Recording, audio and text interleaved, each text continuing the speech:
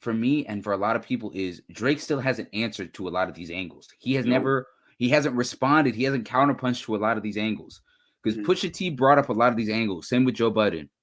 But as far as Pusha T goes, he never responded on Wax the Story of Adidon to the Nothing. claims he was making. Even Joe Budden, he never really formally responded to that like I did.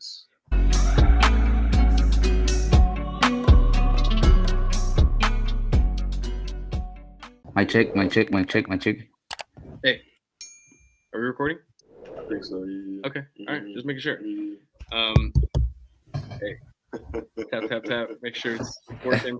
Hey, hey, if you are tuned in right now, you are listening to the Are We Recording podcast, the podcast that just got 160,000 plus views on a TikTok. What? And we're going up. What fuck wrong with him, Gage? Come on. Hey, come they on. Don't know nothing about that. They don't know nothing about that. I'm gonna have to bleep that out. I'm gonna have to bleep that out for YouTube because I said it too early. But hey, but if you guys are tuning in for some hip hop talk, you guys came to the right place. This is the Are We Recording podcast. My name is Gage Sutton. I'm 007 here with the young Rottweiler, Ethan Hamilton. And today we are joined by our good friend of the show, Mr. Christopher Brocker, CB, joining the show for us today. And hey, we've got a lot to talk about, man. A lot happened. Hey, we got this two new Kendrick diss tracks towards Drake that we have not talked about on the pod yet. And we've got a lot to talk about in just those two tracks alone, and to see where all of this goes. But before we go, CB, how you doing, man? It's been a while since we've had you on the pod. It's been a minute. It's been a couple of years. Yeah, I mean, what season is this now, E? I always forget. 3 or 4. We've been doing this shit for a while. 4. 4 seasons, right? Yeah. 4. So I think you came on for season 2. Maybe season 2. I think it was season 2. I was on the Mr. Morale, the Big Steppers album. Yep. Still not the biggest fan of that project, but that's okay. Because my man Kung Fu Kenny came back in a big way. Yes, sir. Yes, sir, he did. Yes, sir, he did, man. And just a preface for our audience, this is going to be a lot of beef talk today. Pause. So if you're not interested in this Kendrick Lamar Drake shit, tough. This is what we're going to be talking about all day. And we fucking love it. So just make sure to our audio listeners and our video listeners, we're going to have the timestamps down below. So make sure this isn't for you. No worries. You don't need to click off. Just go to a section you might want to see. Yeah, exactly. And while you're doing that, you should also make sure to like the video and subscribe. Helps us out a lot. Easy, free way to help us and help us reach our goals. Also follow us on TikTok and support the TikToks that Ethan and I have been posting. They're a lot of fun. But all right, well, let's get right into it, man. Because Ethan, the last time we recorded and the last episode we dropped, we talked about Drake responding to Kendrick. And in that time, we've gotten 2 tracks from Kendrick. And before we get to the second one, because there's a lot to unpack with the first one, let's get to Euphoria. Euphoria. Man, I don't know about y'all, but just my initial reactions off of it, I fucking loved it. 100%. I think it's just 6 minutes of straight bars. Yeah. Kendrick just absolutely. The crazy thing is, and I'll point it out too, because a lot of people are going to say this against Kendrick, is that he didn't say anything new. He didn't have to. He doesn't need to. It was the complete dismantling of Drake. And while it isn't the kill blow, it isn't like the kill shot, it isn't what's going to put Drake down for good, Kendrick accomplished what he needed to with Euphoria. 100%. I'm with you. Honestly, like, I'm not going to sit here and gas it. I've definitely been playing both sides, the Aubrey's Angels and the Kendrick Revolutionaries, and I love it. I love playing both sides because I don't have a dog in this race. I don't know these two gentlemen. I love both their music. I'm not ashamed to admit it. I'm a fan of both of these gentlemen. But what Kendrick did on Euphoria was great. It was really, really great. It's not the kill shot, and we'll get into it. It's not the kill shot. So if you're here to listen to me gas it, I'm not going to gas it like that. Like, this isn't the end all be all. Because I know a lot of people have been in our comments and our mentions talking about, this is it. I don't think Drake can recover. And I think they're going to be in for a rude awakening. I think they're going to be in for a rude. Even Kendrick's, even Drake's harshest critics got to understand. They know it. Like, this isn't the kill shot. This isn't Story of Adidon levels, what he did to Drake. Don't get me wrong, though. Gage, how you put it, a dismantling of Drake on like a layer by layer level. It was a masterclass in it. Do I think some of the stuff could have been better? Yeah, him messing up the Joel Osteen bar. It was still fire, but he messed it up a little bit. He just a little bit. I mean, like it was a slant because like I don't even care, bro. I don't either. I don't care that. I don't care that much. I don't. We all knew he was talking. I don't care that much, but he know, did. Yeah, but CB, what are some of your initial reactions?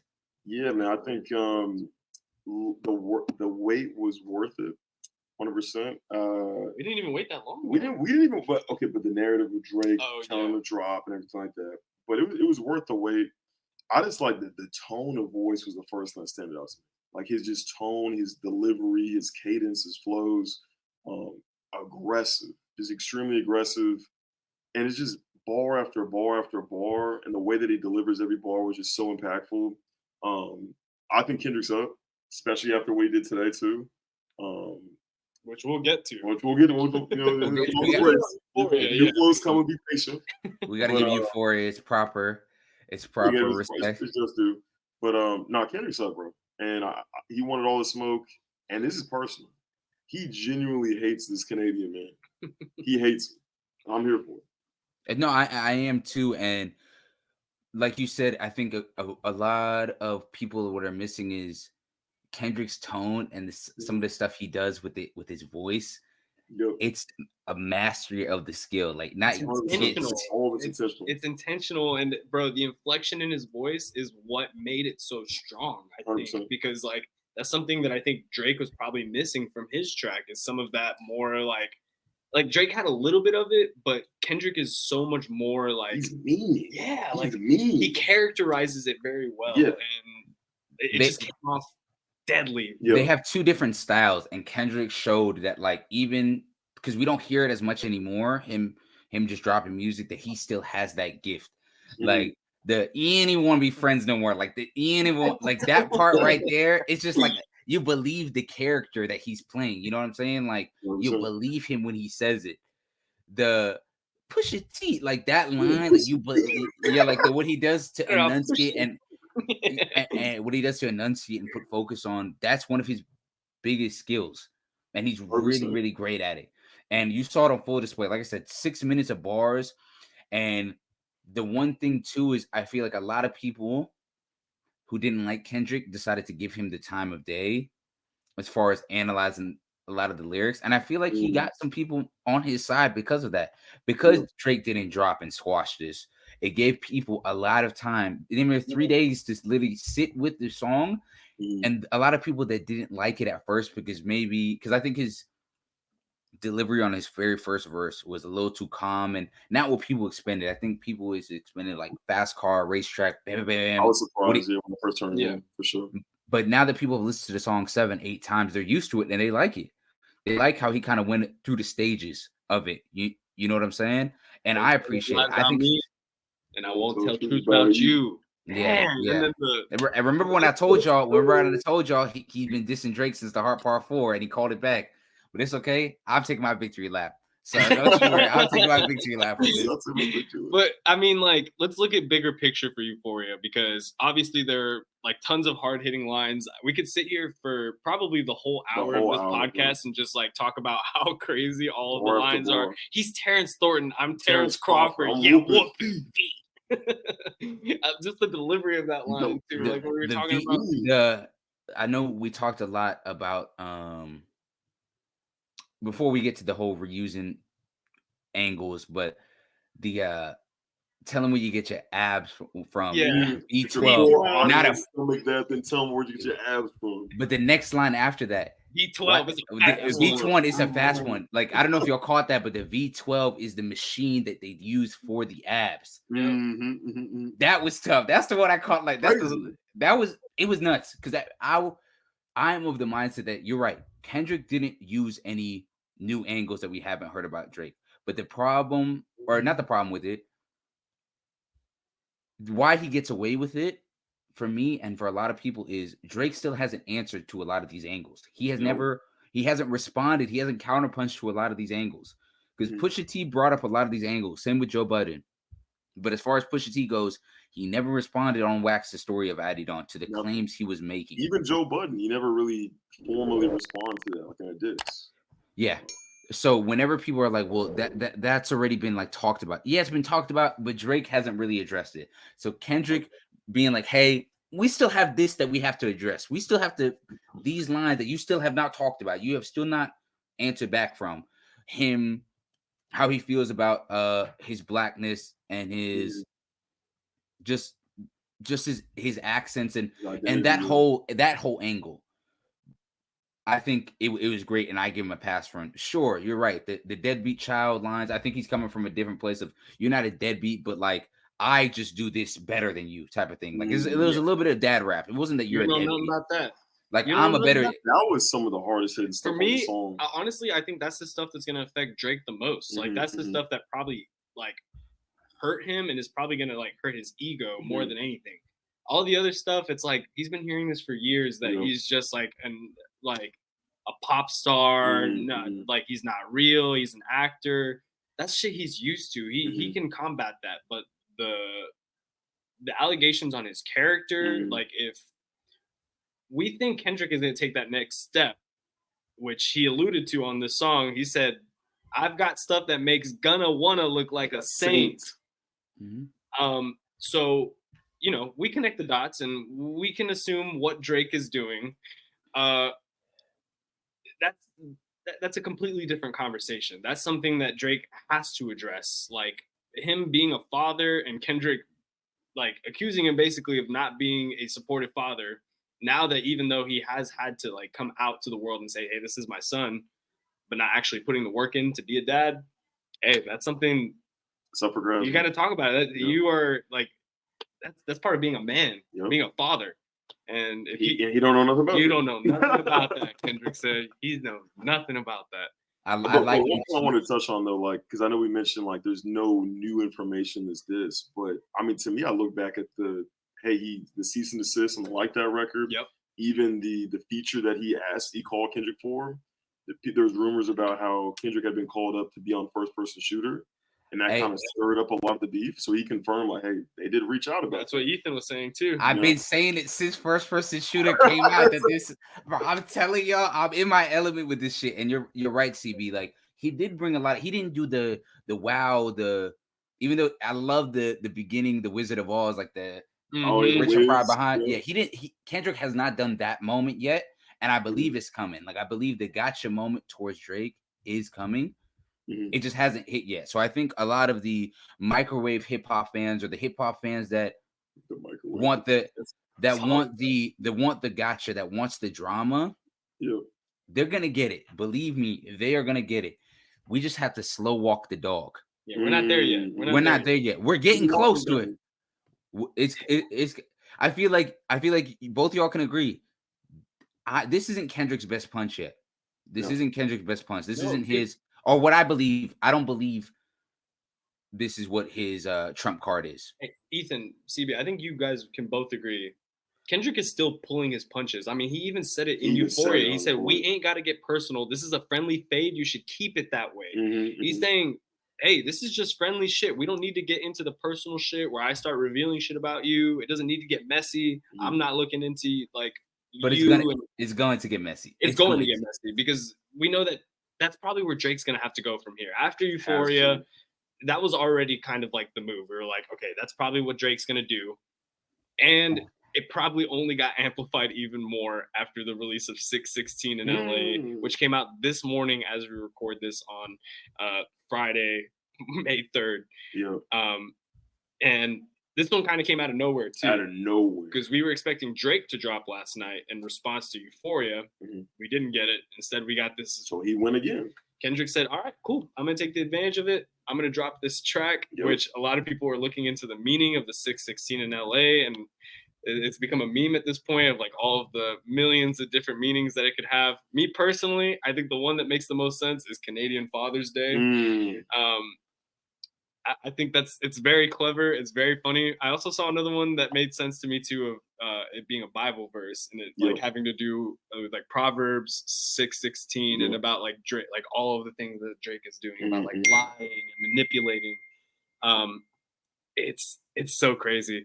But what do you guys think before we get like into the actual track? What did you guys think of like seeing the notifications on your phone? Like, hey, Kendrick dropped I was 616 in LA. I was What do you geeked. think of the track title too?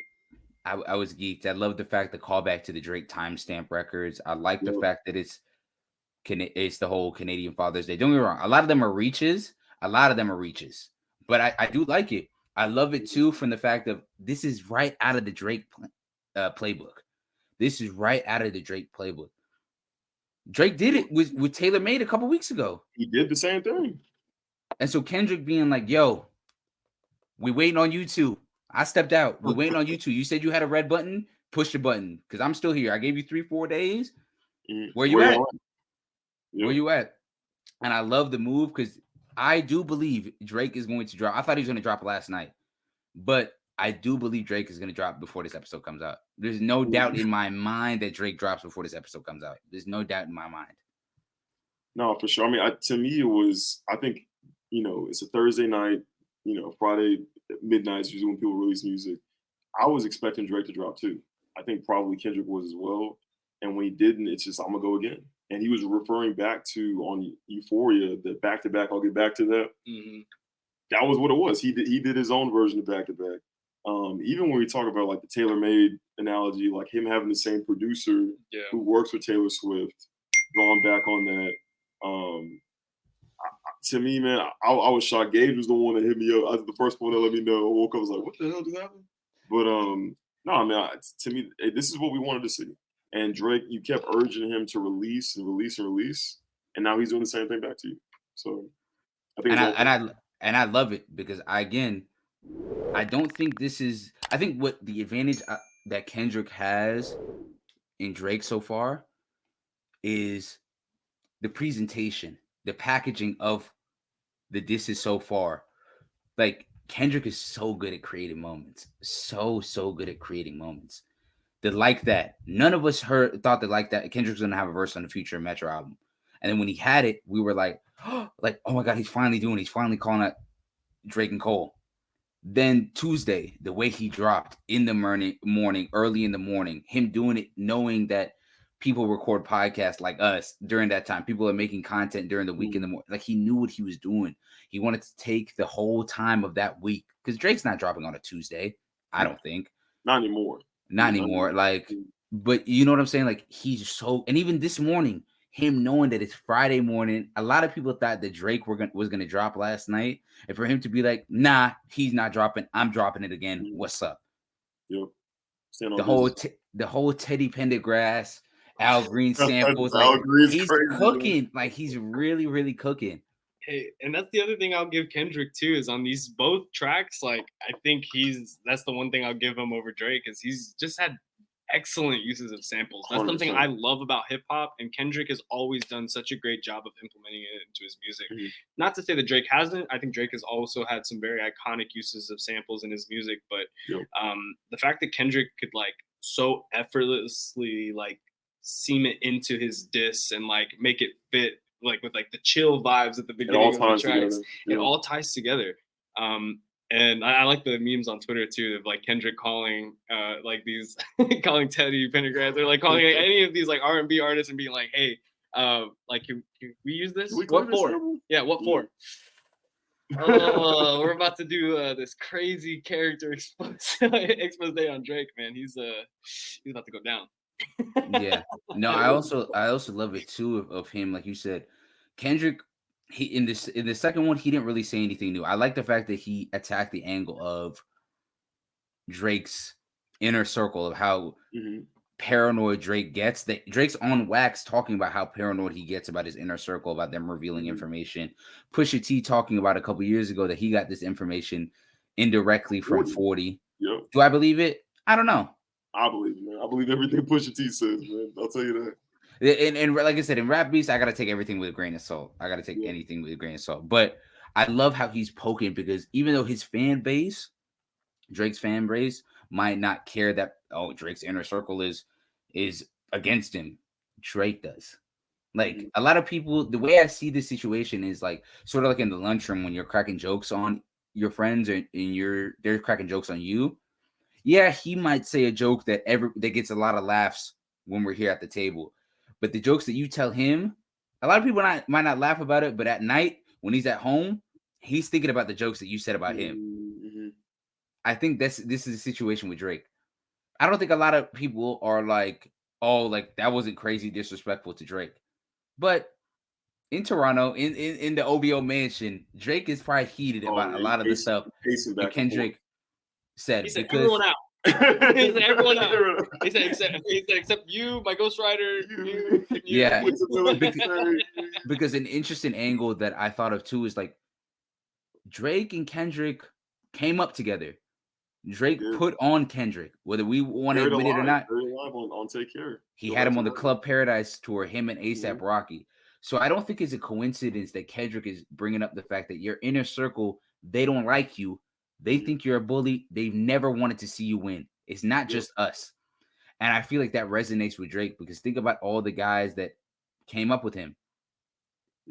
Kendrick, A$AP. He even said it on Euphoria too, where he talked about like we don't even like the women that you're fucking because like I'm speaking for the culture. I'm with the culture feeling. He said, and that like you said, A$AP Rocky, Future, Metro Boomin, The Weeknd, all these guys that have put it on wax that they came up in the same era as Drake. Whether we like it or not, all those guys have benefited in some way or form from being with Drake. Not saying that Drake hasn't either. But Drake's the one that fought to get A$AP and Kendrick on the Club Paradise tour. This happened before Good Kid, Mad City came out. So I have no doubt in my mind that on the next Drake disc, because we're going to get a Drake disc, he's going to mention the fact that I put you on and this is how you treat me. I feel like Kendrick is definitely going to bring this type of stuff up. Drake is definitely going to bring this type of backstabbing stuff up when mentioning Kendrick. Okay, let me ask you this. Let's back up a little bit because this kind of reminds me. Okay, so we talk about artists benefiting from, being in proximity to Drake. But I think it's also a twofold because Drake is benefiting from getting street cred, from having people like A$AP Rocky on tour, Kendrick on tour. He was looked at somewhat like an R&B pop artist at that time, but having hip-hop artists open up for him kind of gave him that credibility. Even now you see him hop on with Future, with Sexy Red, whoever it is. 21. 21 now is kind of Lil Baby, etc. And kind of doubling back too with like the identity stuff with Drake, because that's been something that's been brought up numerous times by Ross, Push, and now Kendrick. Like, what do you think about just the conversations about Drake's identity and how that's playing out within the beef? Yeah, that's a good topic to talk about because Kendrick mentioned it a lot, like about the uncomfortability of Drake's blackness that Drake mentions a lot. And I'm speaking from this angle as a biracial person, like how Drake is. So I don't see it as Kendrick saying that Drake isn't black because he's, mixed. I don't think that's what he's trying to say. I think at a surface level, that's probably how it sounds. But I feel like it's more so a fact of he thinks Drake isn't black because of how he acts, how he conducts himself, how he treats himself as a guest in the culture and not a member of the culture. When in reality, Drake should probably treat himself as part of the culture because he is. Like, I subscribe to the fact that just because you're mixed doesn't mean that you're not black. Don't get me wrong. I think a lot of mixed people, all mixed people, we definitely benefit from the fact that we are mixed in a sense that we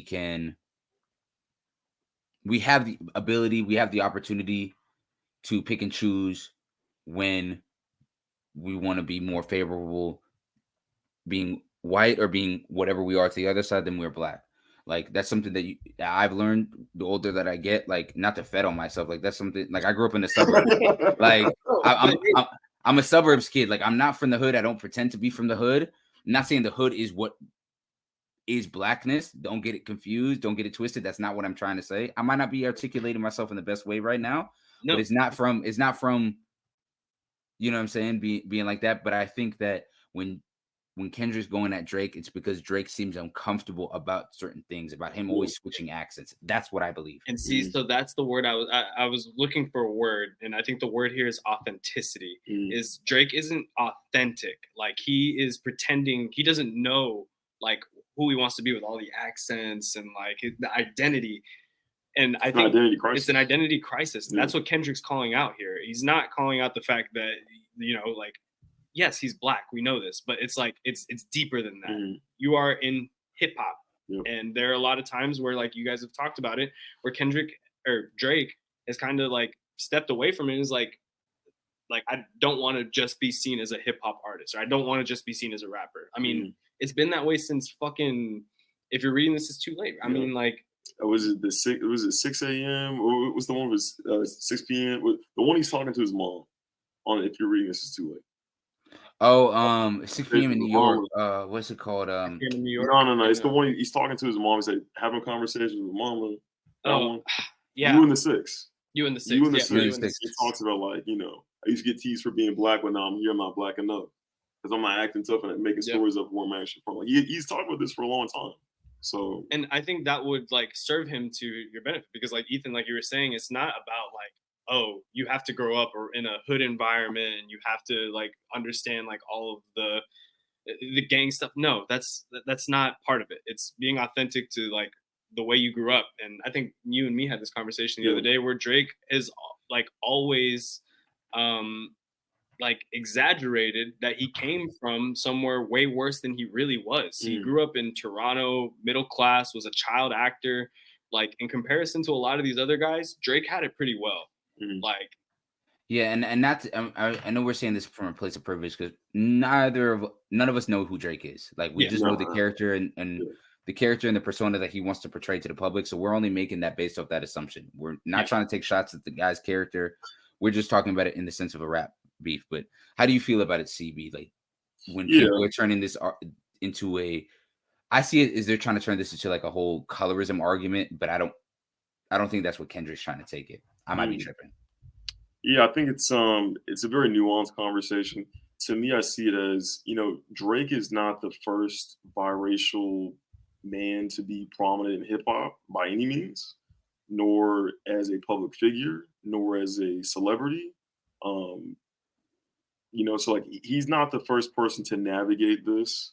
I think it's a lot of it is the criticism is what you do with your experience and your background and your identity. And it's like, are you doing the most to shed light on issues? Are you talking about the issues within the communities? Are you putting on other artists? Or are you taking advantage of people? I think a lot of times it feels like he collaborates with artists in order to be in proximity and to get that street credibility. I think especially with 21 Savage, even with collaborating with Future, even with a Sexy Red, just to have that audience, to get to tap into that audience and be in proximity to that. I think even into like to speak on like Drake's identity, like, you know, his father's from Memphis, Tennessee, you know, and they have a long history, like a long music history in Black music there as well. Like, Drake has a true root in the culture, but it feels like he doesn't even see that sometimes, and he feels lost himself. And those insecurities, I think, that he's put on wax himself, those things are up for grabs within a rap beef. But I mean, you look back at the picture that came out with the story of Adidon, and some of those things, some of the conversations he's had, some of the interview clips that have come out. And it's just like, you have an issue with your identity. You're pushing 40 at this point, and some of the nuances with his child and all the things that he does with his hair and everything like that, where people are kind of scratching their head and asking questions. I think it really comes down to like the way you go about this. And also too, I think even with that struggle of battling being biracial, especially when, you know, he has a white mother, how much of the privilege do you talk about? Or is it just the pain and strife? Do you ever talk about the benefits that you get from having that background as well? Or is it just criticizing the culture that you benefit from for not accepting you enough? So I've never been embraced. You're the most popular hip hop artist of all time. What are you talking about? Yeah, like it's the like most embraced hip hop artist we've ever had. And I think that, and you made a very good point of the whole like it might be seen the portrayal is, or the perspective is, that he uses other people's cultures or blackness to be in proximity of it. But if I'm Drake, I could see it the other way around. If I'm not black enough for y'all, if I'm not black, why do y'all keep coming to me? Kendrick, you came to me. ASAP Rocky, you came to me. Future, you came to me. And I wonder if that's an angle Drake's going to tackle on the diss track, because I don't see why not. Because I think that's a legitimate case. It's a fair take. Because if he wants to be like, all right, Kendrick, I'm not black enough, then why did you go on tour with me? Why did we do all these things together? Why did all y'all take advantage of me for the money for all this if I wasn't black enough? You know what I'm saying? So you put it way better than I did as far as explaining it. I was kind of, I was doing my best, but you did it a lot more eloquently, because I don't like when, don't get me wrong, I love dissecting lyrics, but I feel like when it happens so fast, I feel like we can pause on the think pieces. You know what I'm saying? Like, let's just enjoy this for what it is. We don't need all the Twitter think pieces yet. Like, this is history going on here. Yeah, it's all in real time. We're all reacting in real time, which is tough. Exactly. So let's allow the grace to both these artists whenever they're doing what they're doing, because we're never going to see this again. The new generation of rappers, we don't have a Kendrick or a Drake yet. Not saying they aren't good, but I'm talking about the style of in which they make music and rap. We don't have that. This is the first time in our lifetimes. None of us were old enough to see Nas and Jay-Z, Biggie, and Pac. This is our version. Let us enjoy it for what it is. I feel like a lot of people in the social media space, bigger than me and Gage are trying to put themselves in the middle from both sides, on the Drake side and the Kendrick side. They need to stay out the way. Let these two say what they're going to say about each other. And when the dust settles, then we'll have time to do the think pieces and the commentary on it. So what do you think about other artists getting involved too? Because I see like other artists on Twitter, like just tweeting and commenting about it. And I'm like, okay, that's the way to handle it. I think let these two guys handle it. Don't get like involved in the beef, because it's no one else's. I don't see that. Yeah, exactly. It's like it's no one else's business. Like it's not even that. It's like nobody else is gonna take the L. How this ends, because someone's gonna be a loser in all this. And whoever's, I guess we can get into it, but I just say it from like a perspective of like involving yourself. You're not gonna have to deal with the jokes and the memes for the rest of your careers. You're not gonna have to deal with the permanent damage, because I believe these two are getting to the territory where they're gonna say some stuff in an attempt to make permanent damage in their careers, and y'all aren't gonna have to handle it. And I'm not talking about specific people in their camps. I'm talking about people that aren't involved in this at all. Like the people in with Drake and OVO, cool. We know where your biases are. You make it very clear. Like, I'm not looking for y'all for objectivity. I'm not going to get it, so I'm not going to ask. Same thing with TDE in the West Coast. I know y'all not going to give it to Kendrick. It's okay. Like, I accept that. You know what I'm saying? Yeah. But I feel like they need to turn it down just a little bit. Just a little bit. You see so many people jumping. I mean, for what it's worth, the whole idea of the 20v1, I think that's interesting. Even Kanye was talking about like, oh, they're excited about the annihilation of Drake, and they all huddled up, and then little Justice League like kind of meeting. That's really how it feels. That's really what it feels like. That's what it feels like. I mean, even like Simba the rapper was talking about J. Cole. We saw that. Rick I'm here for all the memes with Rick Ross. I'm enjoying it. All the poolside talking he's doing. I'm loving it. But I mean, do y'all feel like it is watering down the beef, just seeing so many different artists being put into this? I do feel like at this point it feels like a 1v1. Besides Drake's Ghost Riders, but at the same time, like Rick Ross, The Weeknd, Rocky, like how do y'all feel about all them? Just does it water down the beef? Does it take away from this moment? 1,000%. I'm not mad at getting their shots in. I was telling Gage this earlier before Kendrick hopped in. A$AP Rocky should have been shooting at Drake the way he talks about him and Rihanna. He should have been shot at him. I don't think he should have waited till the Future Metro to do it. But you know what? I'm a hater, so I can realize I'm a hater when I see one. If you want to take shots, the biggest hater. So I have no problem with him taking shots. He should have been because he's been talking about him for damn near 3 years. He's been talking.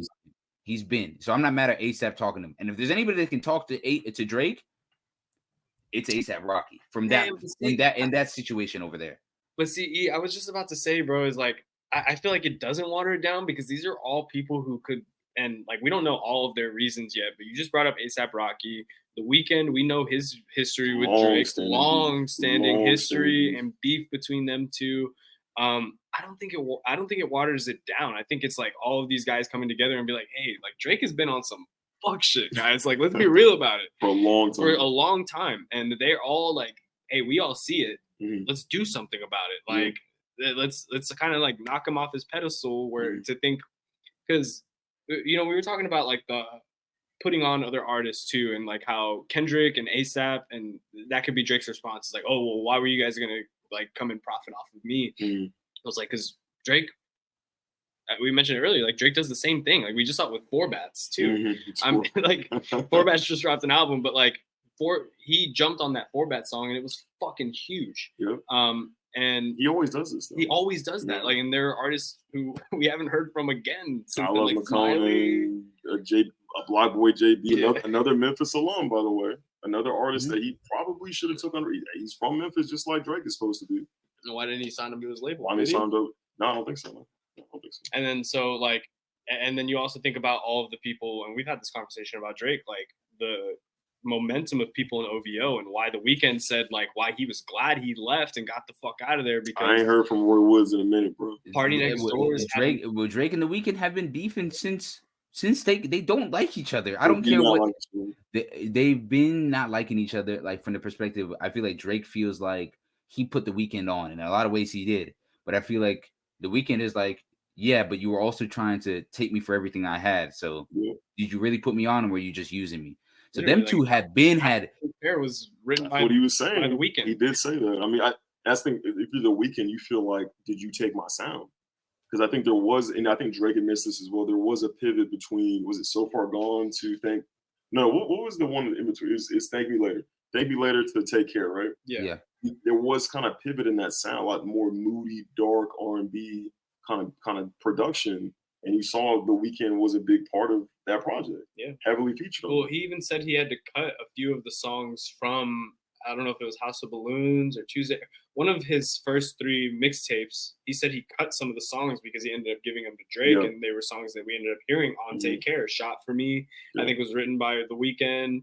Was it Cameras? He's featured on there? Maybe, yeah, I think he's featured on that one. But there's, for me, and to tie it back into like why I don't think it waters down that everyone else is involved.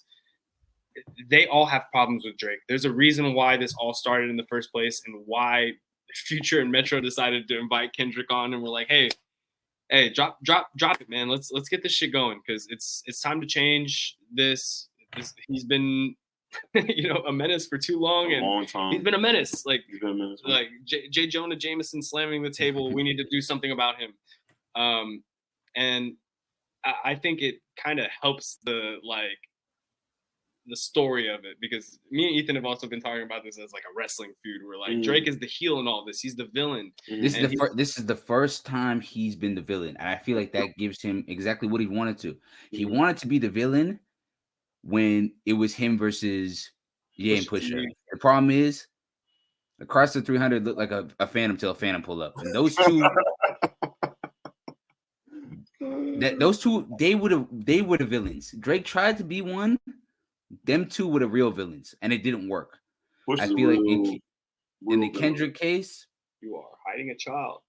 There and the fact, the optics of it is being like an uneven jumping of sorts, even though it's not.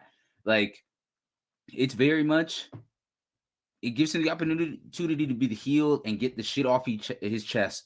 Yeah. That we've always wanted. There is no punching down. He's not punching down on Kendrick Lamar in Future. Nope. Especially like there. Finally, we have someone on the same level as Drake. Shout out to Meek early in their career. Yeah, not physically the same level. Yeah. So relax. He's a short king. Let's relax on my short king. Let's relax. I know. But maybe is that why we're backing Kendrick so hard? Not we. No. I am the most. Don't put me at this. No, but I just feel like it's his time to get everything off his chest that he's wanted to. I feel like this is Drake's last Infinity Stone, so to speak. Like in the sense of like, there's nobody else to talk to. You talk to Meek, you outclassed him. It proved at that time We thought that you and Meek were on the same level. You're not. You're not. Kanye and Pusha, you were trying to punch down and you got sucker punched. Tough shit. This is the first time where someone's looking you in the eye as far as status. Why Drake is still way bigger and populated, sure, but in where they both are being revered in hip hop, they're on the same plane. They're on the same plane. And that's, to me, I think there's a larger, two things, right? There's a larger conversation about hip hop as a whole and music as a whole, because Drake, you look at him and he's kind of looked at as the machine. He's the pop artist. He's generational as far as like his just influence and his brand and everything. He's almost like a meme. He's almost not even like, he's just a brand at this point. And I think a lot of people, the hip hop purists, really look at Drake as kind of the problem of hip hop in the genre. Whereas Kendrick, he was your hip hop savior. Like he was like, that's what he was looked at, especially with Good Kid, Mad City. So it is a clash especially of like after To Pimp a Butterfly. After Pimp a Butterfly as well. It's a clash of just what hip hop is, what it should be, what people feel like it can be, which I think is interesting. Also, I wanted to touch back on this because years ago when I was on the pod, Ethan and I, we were talking about the importance of getting in the ring and boxing and really getting after it with the hip hop beat. And we're on the same page as far as when we look at our all-time list, I need you to have gone to war and come out on the other side. And you do get more respect for getting in the ring regardless, but being able to get in the ring and win. I look back at Nas, the reason why Nas is so high in my personal top 5. Jermaine, you hear that? Jermaine. Okay, so something I want to talk about with like the whole rap beef thing and rap battles and how important they are. And I think I talked about it in season 2. Was like, I don't see it as that important because we see someone who is pretty unanimously in a lot of people's top 5 like rappers of all time, Andre 3000. Eric Andre. Eric the Architect. I was thinking Eric the Architect too, bro. But anyway, Andre 3000. He's someone that never really got into a lot of rap beefs, as far as I'm aware. As far as I'm aware too. Yeah. And it didn't really seem to affect his place in the rankings. A lot of people still like appreciate his work. Obviously, comparing Outkast and Andre 3000 to J. Cole is a completely different conversation. Their discographies are completely different. But when we just like look at the general scope of things, I personally think that if the artist's discography, their impact on, the art and everything else is big enough, the battles don't have to be there as long as everything else holds up. For J. Cole, the one argument against him is going to be his discography, I think, at the end of his career. And I mean, the rap battles definitely do help. It does add for something. And I think it can also make up for... It can hurt a lot. It can hurt you, but it can also make up for where you might lack. If you have a lackluster discography, you might use that rap battle to get your name up higher in the rankings. Yeah, I mean, think about Pusha T, for example. I think he's got a great discography, especially when you start to factor in the underrated clips as well. Yeah. Underrated MC.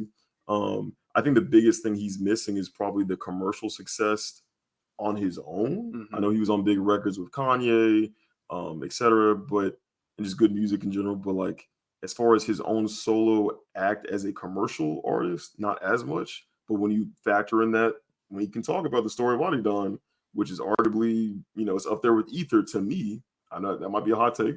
I think it's up there with Ether. I think that puts him a lot higher on that list, for me at least. So I think the rap battles and just rap beef, really, going into the ring and coming out on the other side, to me, it puts you in a different stratosphere, in my opinion. I'm with you. And I feel like I said, these two gentlemen are giving us a moment right now, and the moment is far from done. Again, I'd like to state this.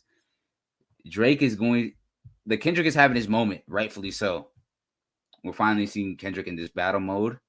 He deserves a praise because they've been good songs. Drake is going to punch Kendrick in the mouth. He needs to.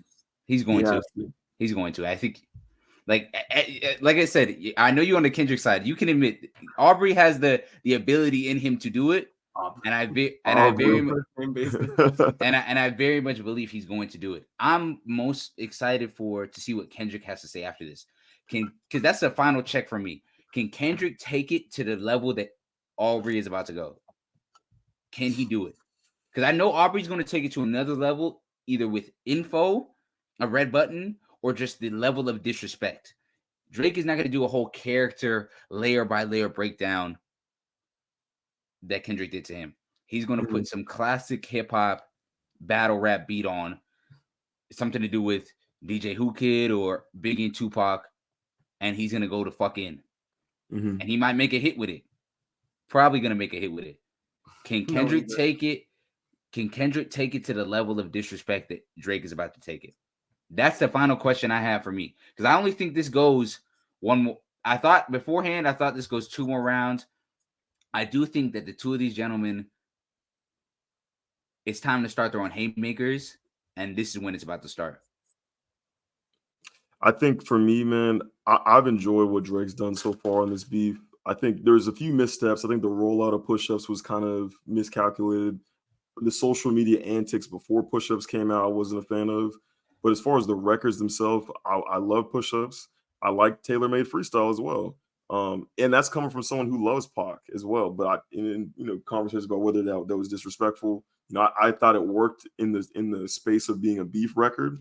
But to me, it's just like I think the only way he can go is go low. And because at this point, I don't think Drake has the ability to rap as well as Kendrick does, just in general, but especially in the way that he did on Euphoria. I don't see him doing it with the tone, the cadence, the different flows. He's not going to do that. And for me, it's like, I think he has to go low. But what Kendrick was saying on Euphoria, he's like, hey, actually it was like the news record where he said, yeah, you spent money to get information and nothing came back. I live a boring life. The dirt that you think you have, it doesn't exist. And if he's coming up empty, I'm kind of like, what direction does he go in? If there is not a huge reveal or an expose that it can do on Kendrick Lamar, then what direction does he go in? Does a club record do it? I don't know if that's going to get it done. I don't think it gets it done in the situation that Kendrick is, as far as hit for hit, Kendrick winning on that front. Especially with like that is that is still playing. And that's going off in the streets. In case some of y'all not out there, y'all not seeing it. It's hidden. I've seen it in real time. Euphoria is getting played outside. Like, and mind you, let's just talk about how big this is. Again, we're talking about this on a massive scale. Taylor Swift just dropped an album, and that is still number one. Beyonce put all out. Yeah, both of them dropped albums. And I guarantee you, we're going to look back at the year of 2024. Nobody's going to talk about Beyonce and Taylor Swift going at it. We are talking about Kendrick Lamar and Drake. That's how, when have we felt this way about hip hop in a long time? We all love it. We love it. That's why I got to give, like, I'll be the pacifist here. I'm proud of both of them, regardless of where this, as long as this doesn't go into no physical violence, and hopefully it doesn't. I don't think it will. I think these two make too much money that the powers that be won't let them do that stuff. But I'm proud of them both. This is Stone Cold versus The Rock. That's what it is. Like, it's and we're not gonna see this again. And I'm glad that even though this is 15 years in their career, and I think it's about 10, 15 years too early, I'm glad that they finally, both of them are like, you know what, it's time. Yeah. It's time. We've done enough. We've done everything else on the bucket list. Let's do it. Me and you. Come on, let's. I think 2024 in general will just be looked back on as a really just good year and exciting year for hip hop, and honestly might help it propel back into the levels and the peaks that it was at like in the 2010s, because this is kind of what we needed. We needed this spark to get people back interested in this shit. And now with Gunna releasing a new album next week, we got Chance the Rapper and Childish Gambino making their comebacks, with a lot of other artists who I'm sure will drop music this summer. We've still got projects from Metro Boomin and Jid coming up. Overall, I'm just excited for the landscape of hip hop throughout the summer, throughout the rest of 2024 and into the future, because it just seems like this beef is healthy for all of hip hop, even though it might not be healthy for the two men who are involved in it. And one of them will probably, face some pretty bad career backlash. I don't think the industry's eaten. Yeah. I don't, like I said, I'm with you on that, and I'm happy and I'm excited to see what Drake got to say, because he has some shit to say. And what makes me mad is when this episode comes out again. Sorry for listeners, This is just how we record. You know what I mean? Stay up to date. Like I said, follow us on TikTok, Twitter. We're gonna be uploading stuff there. You'll hear our live reactions there. But Drake is definitely coming with a response. Like, I just want to know what the red button is, what he thinks he has or what he actually has. What he thinks. Like, because my whole idea, like, because I know we're getting towards we've been on this for damn near an hour. Yeah, I know, literally. We gotta switch it up. But I think that if he would have had the gotcha moment towards Kendrick that he would have, I think he would have dropped it earlier. I don't think he would have let Kendrick breathe on 616 in LA. Again, I might be wrong and I might be putting clown effects over my face come Monday morning when this video drop, but I just don't see it. I do think he has a banger in his hands. I do think, like, I don't doubt it. Like, this is Drake we're talking about. Like, love him or hate him, he's at the level of a rapper where I don't doubt him, especially in battle rap. Yeah. Well, I think I speak for all three of us when I say that, like, we have not been disappointed so far. No. It's all lived up to the hype. No. We've gotten so many awesome tracks and moments out of this, and just excited to see where it goes. CB, do you have any last thoughts on all this? Yeah, I think just going back the state of hip hop, right, and just where we're at. I think this, to me, I just think the sheer dominance. Because think about this time a year ago, we were all talking about, is hip hop slowing down? Is the genre falling off? Clearly, that's not the case. We're seeing it in the billboards. We're seeing it with quality projects as well. I mean, 21 Savage put out a great album this year. Yeah. That's kind of, I think it's still playing, but, kind of getting forgotten about in some ways. Gunna is coming next week. Like, there's so many different kinds of hip hop to listen to right now. You have the people who are at the very forefront beefing it out. And I think it's bringing the best out of them creatively. I think Push-Ups is some of the best I've heard Drake in a minute. I think Kendrick, I mean, he doesn't release very often, but still, it's some of his best work to me, Euphoria and some of his other tracks. Like that is going off, man. I mean, even Metro, I think Metro booming with the beats, creation. You should have make some drums. I know Drake clowning. Even I thought Future had a valiant effort on like that as well. He was so great. He was so great on that slide. The hook is crazy. I think people are going to look back at how crazy those two. That's 1A and 1B for me as far as albums of the year so far. It's both. He went nuts on that. Albums. Yeah. He went nuts on that. But I'm with you, man. I'm excited to see how this year, because 2024 is shaping up a year that we talk about like 2016, like 96, 97. That's how we're going to be talking about 2024. Hip hop, yeah, for sure. Yeah, definitely. Yep. Well, while we stay on this topic of music, before we get to one more segment and we close out the show, we have to do our favorite segment of the Art Recording Podcast. Yeah. Put you on. You went too early again. No, I thought we nailed it. I thought that was actually pretty good. No, that's that works for me. We'll see in post how it looks. Hey, yeah, let us know in the comments. Are we getting better, or do we need to practice more? Actually, you know what, CB, do the guest, man.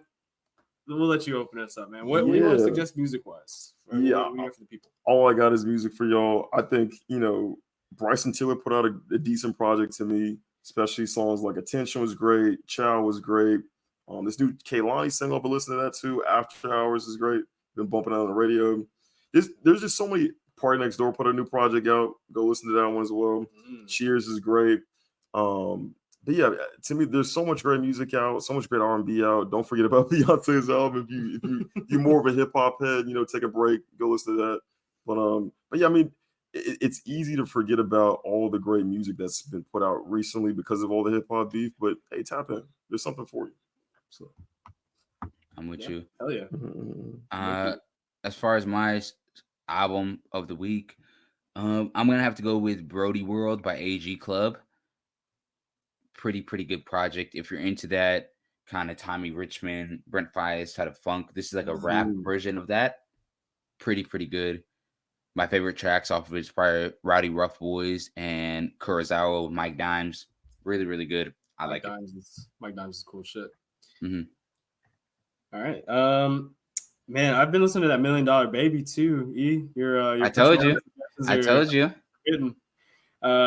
I am gonna go with a single from Khalid that came out a couple weeks ago. We haven't heard from him in a while. It's been a minute. It's been a while. It's been a minute. It's been a minute. And I was a big fan of his first 2 albums, American Teen and Free Spirit.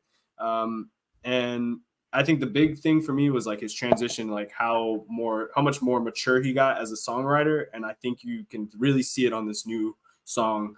Yeah, I'm excited to see what his album sounds like. So if you're interested in Khalid and you liked his early stuff, I think his new stuff is probably going to be right up your alley. And there's going to be more coming soon. So the single's called Don't Fall in Love with Me. I fuck with it. Respect. Mm-hmm. All right.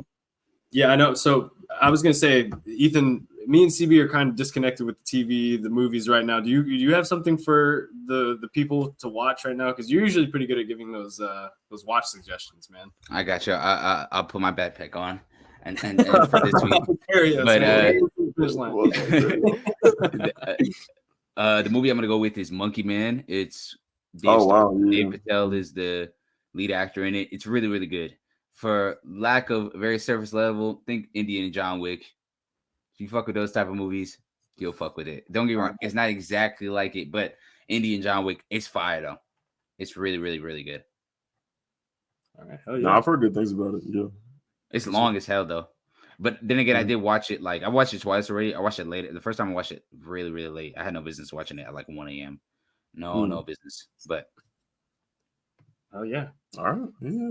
Well, I think that was a pretty good put you on. We got some good music suggestions, some good music recs. So before we move on to our last segment, I want to thank you guys for tuning in for this episode. If you guys have been watching for the whole 50 minutes of us talking about Kendrick and Drake, we thank you. We appreciate it. Make sure you hit the like button and the subscribe before you leave, because we're about to get into some NBA basketball talk, because we've got 2 Dallas natives here, and their Mavericks are in the playoffs right now, and we'll get some of their thoughts on that in a minute. But before we get to the Mavericks, guys, there's another team I want to talk about, because they took care of business last night, and the city that they are in went absolutely insane after they won their series. Of course, I'm talking about the New York Knicks. Go Knicks, go Knicks, go. Oh, was it go New York, go New York, go? Because New York Knicks, suck our New York Knicks. The side talk, man. That's the thing I look forward to most now after a Knicks win is the side talk videos. Yeah. Absolutely. Like, it's not even close. Mm-hmm. They've never had nothing, man. That's the problem. Yeah, they've never had nothing. They sure act like it. And you're welcome with Jalen Brunson. You're welcome, New York Knicks. They need to say thank you to us. That's what they should be doing. And don't get me wrong, I was telling Gage this, but I'm pretty sure you feel the same way. I miss Jalen Brunson. Jalen Brunson's great. I miss Jalen Brunson 100%. But he would not be. Him. We should have kept him. Personally. Yeah, I think we should have kept him too. But they righted their wrong by getting Kyrie. I think Kyrie fits better next to Luka than Jalen Brunson does. I think it depends on how this playoffs ends. That's my take. I'm expound on it, because the way I see it is Kyrie plays better off ball than Jalen Brunson. Jalen Brunson's doing it at a great level, but he's doing it with the usage that Luka gets on Dallas. He's not going to get this usage next to Luka. And we saw him next to Luka, how great he was. He wasn't this level. Well, this is it. I think part of that is getting more opportunities to be the star of the team. But also, I mean, they made that Western Conference Finals run for a reason. And Jalen Brunson was a huge part of that, especially those games where Luka wasn't playing. And I think, to me, I always kind of saw it as like, Kyrie has been way more healthy as of late. But there was a moment when I was nicknaming him Street Clothes because he was never playing for this reason or another. And to me, it was always like, I preferred Brunson in the sense of he's going to play most of the regular season. He's going to stay. No crazy things are going to come out about him, nothing like that. And yeah, I mean, and to me, it was like, hey, you reward the guys that you draft. You drafted him and Luka in the same draft class. Keep those guys, pay them the money. I think for me, I think Kyrie has a higher ceiling as in an individual like kind of game. He can just do more. I think he's more skilled. I think he's a better player, just straight up. But as far as like when we incorporate the regular season, I would prefer Brunson. But I really do think this all depends on how they finish this playoff run. Are you talking about the Mavericks? The Mavericks. Oh, okay. Yeah, the Mavericks. Yeah. Because I think the Knicks are going to cakewalk to the Eastern Conference Finals. I think they smoke Indiana. But I think – so too. But I think us, like I said – Carlo, another Dallas connection with them. For sure. The only thing about the Pacers is I think we talked about it last week. It's just Tyrese Halliburton has just been so rough since the All-Star break. Pascal Siakam has stepped up for them, but I just don't know if it's going to be enough for the Knicks, especially because, hey, I know a lot of people were clowning this trade halfway through the season, but shout out to the OG Anunoby trade for the Knicks, man. He's been huge for them defensively, just having that extra wing body. And Ethan, I know you're an RJ Barrett defender, but OG Anunoby was a huge upgrade defensively for this team, and we're seeing it on the court. The Knicks just look like a well-oiled machine, and Jalen Brunson's the head of that. I see them easily taking the series against Indiana and meeting up against Boston in the Eastern Conference. I think so too. I think the Knicks, it's hard because I feel like at the same time they're such a good team, but their ceiling is really capped with Jalen Brunson being their best player. Like, let's just keep it a stack, especially with Julius not being there. And we all have our thoughts on how much of a dookie hole that he shits in during the playoffs. But I think he would have helped this team a little bit. But I feel like the Knicks this is a move for next year because they still have all their picks. They have a shit ton of cap space. It's all about getting another star. Like, as far as I'm concerned with the Knicks, this is a successful season. Whatever happens after this, they should beat Indiana. Let's not give them a cop out already. They should beat Indiana. But I want to see what they do next too. Like, who do they bring alongside Jalen Brunson to take this team to another level? Because that's what I think. I think either they need a player better than Jalen Brunson, or at the very least, they need a player better than Julius Randle. And I think they have a very good shot to make the finals, just how well-rounded their team is constructed. Yep. Hey, well, regardless of who makes it in the East, I don't know if this is the way you guys feel, but I have a hard time believing that either one, the Knicks or the Celtics, and because me personally, I don't think Indiana or Orlando just won, so we don't know who's going to move on to play Boston next. But I just feel like the West is just so much more stacked. It's stacked. The winner of this Denver-Minnesota series might go to the finals and win it all. Like, that's the way I see it. I also have a lot of faith in the Mavericks, though. Like, I think the Mavericks could take out the Thunder. The Thunder are a young, inexperienced team, and when you've got Luka and Kyrie, anything's possible for the Mavericks. Playoff experience, too. Exactly. It's a big thing to consider. And I think also, too, having Lively and Gafford, they've been mid as fuck this series, but I feel like that's just because how good of defenders the Clippers have. OKC doesn't have Lively that. played well in Game 5. Lively, and I think he's been the key. I think he's been the key for them to close out tonight when this is recording. For all we know, they don't close this out, and me and CB are pissed for the rest of the fucking weekend. But I think he's been the key. I think just involving Lively more in the offense, kind of neutralizing what Zubac does, because Zubac is a very good big, but he kind of matches up better for Gafford than he does Lively. That's why I'm excited to see how much of a better player Lively becomes the next 2 or 3 years. I like him a lot. He's a rookie, man. People forget about that, man. So yeah, still young, and I mean, I think he's a good piece to add with or to have with Luka and Kyrie, and let me ask you guys though, as Mavericks fans, assuming you guys take care of business tonight against the Clippers and then can beat the Thunder, I don't know how many games you think that series goes. I like the Mavericks personally, even though the Thunder are the higher seed and they have a lot of talent. I think it just comes down to experience, and I'm not counting against Luka and Kyrie. Those guys are dogs. Yep. But assuming that you guys make it to the Western Conference, who would you rather see, Minnesota or Denver? Who do you have a better chance against, do you think? I do not want to play the Nuggets, bro. That's my It's hard. I don't want them. No part of Jamal Murray and them crazy buzzer beaters, bro. Hey, Yeah, Jamal Murray it's hard. is I think ballistic in the playoffs. It's unbelievable. His playoff resume or just his career resume when it's all said and done is going to be insane. He has no regular season accolades whatsoever, no All-Star appearances, no All-NBAs. But you look at his postseason, Michael Jordan and Wilt Chamberlain have more 50-point playoff games. He has already one legendary playoff run, has 2 really good ones, and is on his way to have another legendary playoff run. Like, he's the definition of a playoff riser. He's a dog, bro. Yeah. I would probably have to lean towards more Minnesota just because I feel like the way they matches up. I think the hardest matchup for Minnesota is Denver, because you look at the past few times when they faced Denver, Jokic has completely outclassed Gobert. And as we've seen with this team, even though they have gotten a lot better defensively, it still lives and dies on how good Gobert is playing. And if Jokic is able to play him off the floor, and you have Cat as your biggest defender, the game is done. Even if Jaden McDaniels is doing his best on Jamal Murray, like this game is done. You know what I'm saying? Like if Jokic isn't there, we're talking about 40-point triple-double every single night, like what he's gonna do. So I think Gobert's really the X factor, him and Cat. But I think we match up better with Denver, just offensively.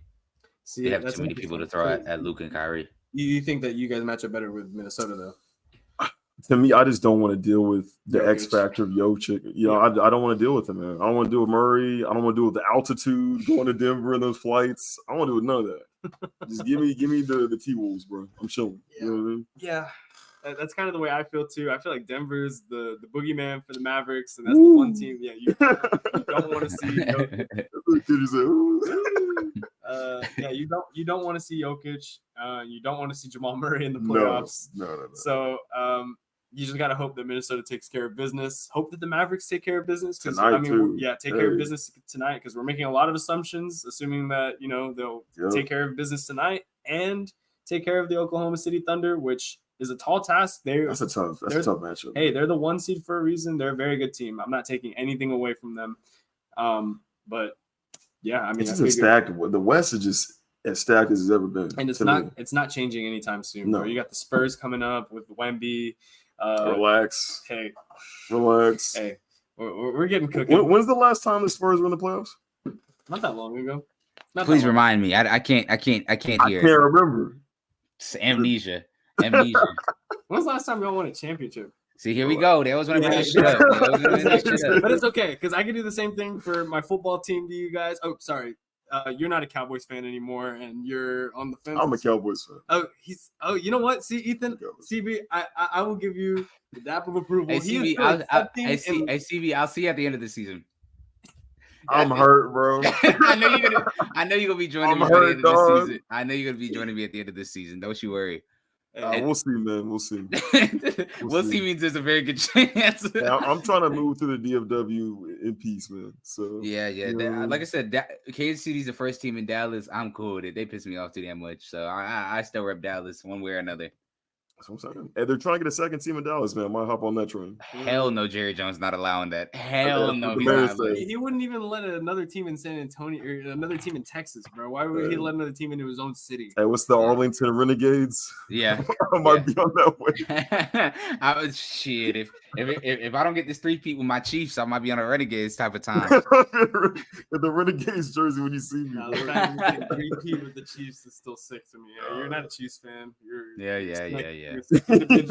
I've been trying to get you off the Cowboys train. And it backfired on you, good buddy. I guess so. I guess it really did. Hey, you notice how he has to pivot to football because the basketball team's struggling? Yeah. No, but it's a constant hot plate that he's trying to chase. Guys, I've got Victor Wembanyama. I already mentioned it. That's all I had to say. That's all I had to say. We'll be there soon enough. Don't worry. When we're talking about the playoffs, I don't see them. They're not on TV no more. We're talking about the playoffs in 2025. Have fun in 2025 though. 2028, 2029. We're gonna be talking about the San Antonio Spurs. So I'm gonna be patient. I'm gonna take my time. I'm gonna let y'all enjoy y'all's moment because the Mavericks making the playoffs and getting this far in the playoffs. We'll see how often it happens. We'll see how much longer Pop coaches for one, and you're gonna need a point guard. I'll say that. That's true. Hey, y'all got a lot of cap space. I don't see y'all making no moves. Well, not yet. I don't think no moves is coming. Season's still going, and the way it's looking, Cavs are going down. Donovan Mitchell, you are a Spur. But hey, we can get into that. They had the cap space last year too. Hey, you know what? I didn't see nobody get signed. We'll see. I think people will want to come play with Wemby, but we'll have to wait until after the NBA season to get to all of that. But I think we are at the end of the show. Getting into the shits, but CB, thanks for joining us, man. We really appreciate you having. Appreciate you, bro. Yeah, man. We got into the shits with this Drake Kendrick stuff, and I'm just excited to see where it continues going. Anything you want to leave our fans with before we close this out? Hey, stay safe. That's all I got. Scary hours. Scary hours. Scary hours. Hey, stay safe in these streets, man. Well, thank you guys for watching. This has been another episode of our recording. You already know who it is, Mr. 5 for 5 Pure Temptation. Pablo Fresco Bar. You don't know about Pablo that. Fresh Guy. My partner, 007 Gage Sutton, and our special guest, CB. Thank you guys for watching. We'll see y'all again. Our recording. Peace.